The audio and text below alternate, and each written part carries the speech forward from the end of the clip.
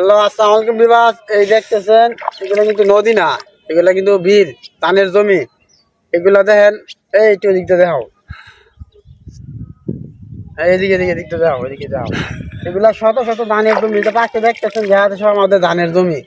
এগুলা সব আরো অন্য অন্য মানুষের ধানের জমি আছে, এগুলা তলে যাচ্ছে। আমাদের শেরপুর নাইলতাবাড়িতে হঠাৎ করে আগামীকাল ওই ইন্ডিয়া ভাষা মেঘালয় থেকে আমাদের পানি ঢুকে গেছে, তাই আমাদের ক্ষতিগ্রস্ত হয়েছে, অনেকটাই ক্ষতিগ্রস্ত হয়ে গেছে। এগুলো আগে একবার পানি নষ্ট করছে, আবার দ্বিতীয়বার রোপণ করা হয়েছে, আবার লাগানো হয়েছে। ধান প্রায় অনেক বড় হয়ে গেছিল, এগুলো আবার বন্যা হানা দিছে।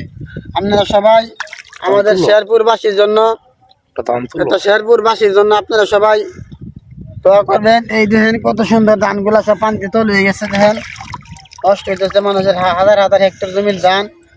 আপনারা সবাই আমাদের শেরপুরবাসীদের জন্য দোয়া করবেন। আসসালামু আলাইকুম।